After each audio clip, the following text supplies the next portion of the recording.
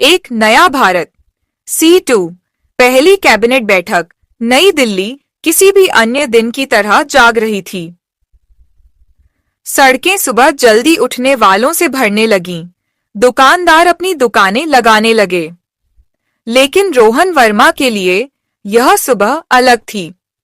आज वह भीड़ में एक और चेहरा मात्र नहीं थे। आज वह प्रधानमंत्री थे। अपनी मेज पर बैठे बैठे रोहन ने लंबी सांस छोड़ी। पिछली रात वह मुश्किल से सो पाया था, लेकिन अब उस पर विचार करने का समय नहीं था। अब से उनका हर निर्णय लाखों लोगों को प्रभावित करेगा। अपने कप में चाय को बिना ध्यान लगाए हिला रहा था और खिड़की से बाहर शहर को देख रहा था। उसने अब ठंडी हो चुकी चाय का एक घूंट लिया और उसका स्वाद देखकर मुंह बना लिया। उसका मन आने वाले दिन के विचारों से भरा हुआ था। उन्होंने सार्वजनिक सेवा के जीवन के लिए वर्षों तक तैयारी की थी, लेकिन कोई भी चीज उन्हें इस भूमिका की वास्तविकता के लिए सही तरह से तैयार नहीं कर सकी। विभाजन के बाद देश अराजकता में था। लाखों लोग विस्थापित हो गए, उद्योग धंधे चौपट हो गए और राष्ट्र अपने पैर जमाने के लिए संघर्ष कर रहा था। और उन्हें इससे बाहर निकालना उनका काम था। रोहन अपनी कुर्सी पर पीछे झुक गया और अपनी कनपट्टी रगड़ने लगा। जिम्मेदारियां बहुत भारी लगती थी, लेकिन वह कड़ी मेहनत से पीछे हटने वालों में से नहीं थे। फिर भी उसका एक हिस्सा इस डर से मुक्त नहीं हो सका कि वह इसके लिए तैयार नहीं है। यदि उसने गलत निर्णय ले लिया तो क्या होगा अगर उसने लोगों को निराश कर दिया। उसने दस्तावेज उसकी मेज पर रखते हुए उसे आश्वस्त करने वाली मुस्कान दी। प्रधानमंत्री जी, आज का आपका एजेंडा यह है, उन्होंने स्थिर स्वर में कहा। रोहन ने कागजों के मोटे ढेर पर नजर डालते हुए सिर हिलाया। धन्यवाद मनीषा, उसने पहला दस्तावेज उठाते हुए कहा। लगता है आज का दिन बहुत व्यस्त रहने वाला है। वह मुस्कुराई। यह हमेशा होता है सर, लेकिन आपने यह कर दिखाया है।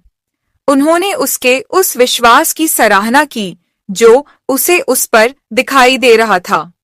उसने फिर सिर हिलाया और अपना ध्यान वापस कागजों पर लगा लिया। इस भूमिका में सहज होने के लिए कोई समय नहीं होगा। उनकी पहली कैबिनेट बैठक कुछ ही मिनटों में होने वाली थी और उनके द्वारा लिए जाने वाले निर्णयों का लाखों लोगों के जीवन पर तत्काल प्रभाव पड़ेगा। उन्होंने एजेंडा पलटा। आर्थिक अस्थिरता, विभाजन के कारण उत्पन्न मानवीय संकट, खाद्यान्न की कमी, शिक्षा सुधार, यह समस्याओं की एक लंबी सूची थी जिसका कोई आसान समाधान नहीं था।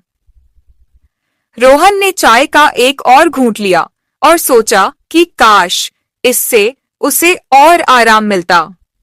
वह अपनी मेज से उठकर पुनः खिड़की के पास गया और शहर की ओर देखने लगा। दरवाजे पर फिर दस्तक हुई। समय हो गया था। रोहन कैबिनेट कक्ष में दाखिल हुए, जहां उनके मंत्री पहले से ही एक लंबी लकड़ी की मेज के चारों ओर बैठे हुए थे। कमरा शांत बातचीत से भरा हुआ था क्योंकि वे एक लंबी बैठक की तैयारी कर रहे थे। जैसे ही रोहन अंदर आया, कमरे में सन्नाटा छा गया। सभी की निगाहें उसकी ओर लगी हुई थी। उसके नेतृत्व का इंतजार कर रही थी। वह में इसके शीर्ष पर बैठे मंत्रिमंडल के साथ उनकी पहली आधिकारिक बैठक थी और उनके सामने चुनौतियां बहुत बड़ी थी। कमरा अनुभवी मंत्रियों से भरा हुआ था, जिनमें से प्रत्येक अपने क्षेत्र में विशेषज्ञ थे, लेकिन वे तनावग्रस्त दिख रहे थे। रोहन ने शांत लेकिन दृढ़ स्वर में कहा, सुप्रभात सभी को। आज हमारे पास चर्चा करने के लिए बहुत कुछ है। विभाजन ने हमें एक बहुत बड़ा मानवीय संकट, एक अपंग अर्थव्यवस्था और एक टूटा हुआ बुनियादी ढांचा दिया है। इस देश के पुनर्निर्माण के लिए हमें हर संभव प्रयास करना होगा। हम समय बर्बाद नहीं कर सकते। उन्होंने वित्त मंत्री हरीश पटेल की ओर रुख किया, जो पहले से ही अपने कागजात देख रहे थे। हरीश, चलिए अर्थव्यवस्था से शुरुआत करते हैं। स्थिति क्या है और आप क्या सुझाव देते हैं? हरीश ने अपना चश्मा ठीक किया और गला साफ किया। प्रधानमंत्री जी, हम गंभीर चुनौतियों का सामना कर रहे हैं। उद्योग, खासकर कपड़ा और इस्पात उद्योग, बर्बादी के कगार पर हैं। विस्थापन के कारण श्रमिकों की कमी हो गई है और हम प्रमुख संसाधनों तक पहुंच खो चुके हैं। इसके अलावा अस्थिरता के कारण विदेशी निवेशक भी बाहर निकल रहे हैं। हमें चीजों को स्थिर करने के लिए एक योजना की जरूरत है और हमें इसकी जल्दी जरूरत है। रोहन ने सिर हिलाया। तो फिर तुम्हारी क्या योजना है? हरीश आगे झुके। उनकी भौहें सिकुड़ी हुई थीं। मेरा सुझाव है कि हम पहले मुख्य उद्योगों को पुनर्जीवित करने पर ध्यान दें। कपड़ा और इस्पात उद्योग आवश्यक हैं। अगर हम उन्हें चालू कर सकते हैं तो हम विस्थापितों के लिए नौकरियां पैदा करेंगे और अर्थव्यवस्था में विश्वास बहाल करना शुरू करेंगे। लेकिन हमें तत्काल राहत प्रयासों की भी आवश्यकता है। लोगों को भोजन, आश्रय और काम की आवश्यकता है। मैं बुनियादी ढांचे और उद्योग के पुनर्निर्माण से जुड़े बड़े पैमाने पर रोजगार सृजन कार्यक्रम का प्रस्ताव करता हूं। रोहन ने ध्यान से सुना और विकल्पों पर विचार किया। यह एक अच्छी शुरुआत लगती है। फंडिंग के बारे में क्या? इसके लिए हमें पैसे कहां से मिलेंगे? हरीश ने गहरी सांस ली। उनके चेहरे पर उदासी थी। यही चुनौती है। हमें दूसरे क्षेत्रों से धन का पुनर्आबंटन करना होगा। संभवतः ऋण लेना होगा। यह आदर्श नहीं है, लेकिन हमारे पास कोई विकल्प नहीं है। रोहन ने दूसरे मंत्रियों की ओर मुड़ते हुए कहा, हम इसे कार्यान्वित करेंगे। हम इंतजार नहीं कर सकते।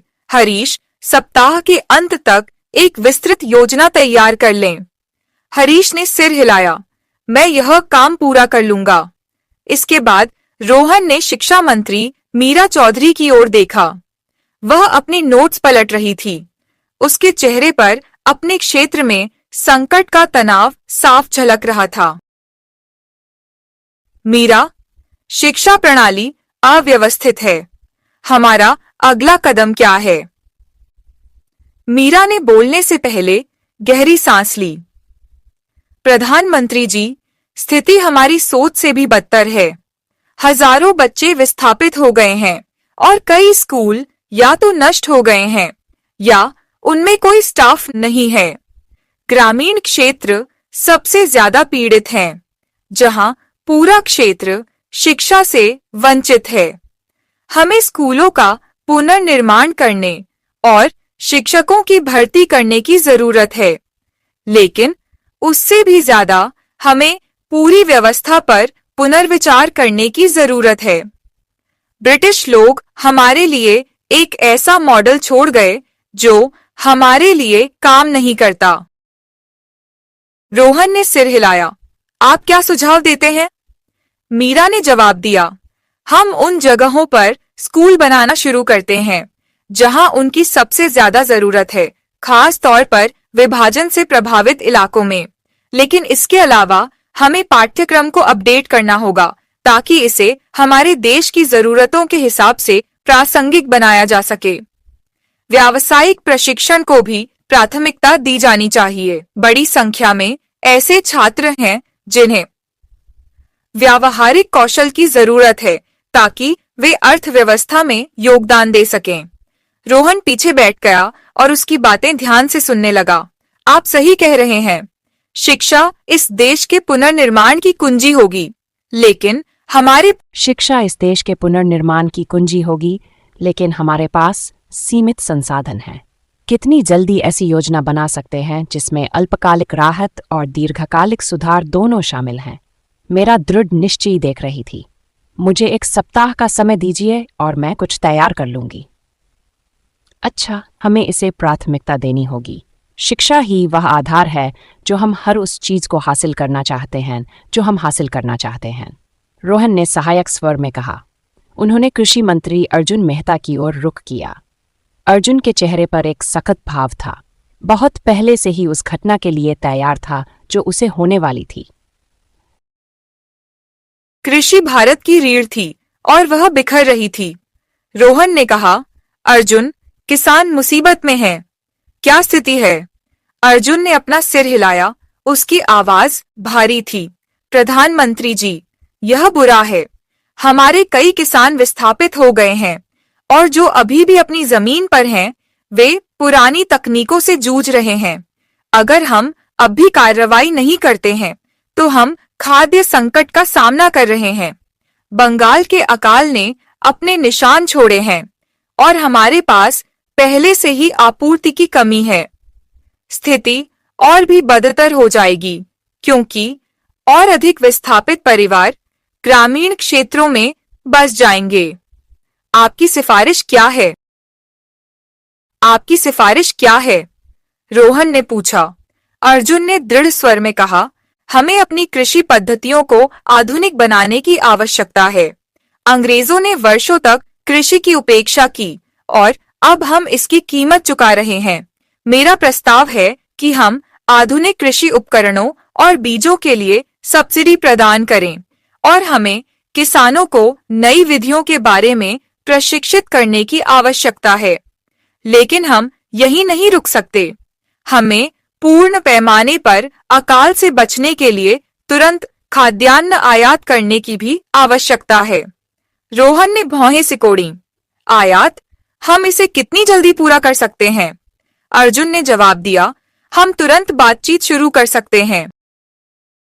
शायद सबसे अधिक तात्कालिक था। लीला, स्वास्थ्य सेवा प्रणाली ध्वस्त हो रही है। हमें क्या करना चाहिए? रोहन ने पूछा। लीला के चेहरे पर चिंता की लकीरें थीं, लेकिन उसकी आवाज स्पष्ट और स्थिर थी। प्रधानमंत्री जी, स्थिति गंभीर है। विभाजन के कारण लाखों लोग स्वास्थ्य सेवा से वंचित रह गए हैं। हमारे पास जरूरतों को पूरा करने के लिए पर्याप्त डॉक्टर, नर्स या अस्पताल नहीं है। कुछ ग्रामीण इलाकों में तो चिकित्सा सुविधाएं ही नहीं है। अगर हम जल्दी से जल्दी काम नहीं करेंगे तो बीमारी और कुपोषण व्यापक हो जाएगा। तुम्हारी योजना क्या है? रोहन ने आगे झुकते हुए पूछा। लीला शायद सबसे अधिक तात्कालिक था। लीला, स्वास्थ्य सेवा प्रणाली ध्वस्त हो रही है। हमें क्या करना चाहिए? रोहन ने पूछा। लीला के चेहरे पर चिंता की लकीरें थीं, लेकिन उसकी आवाज स्पष्ट और स्थिर थी। प्रधानमंत्री जी, स्थिति गंभीर है। विभाजन के कारण लाखों लोग स्वास्थ्य सेवा से वंचित रह गए हैं। हमारे पास जरूरतों को पूरा करने के लिए पर्याप्त डॉक्टर, नर्स या अस्पताल नहीं है।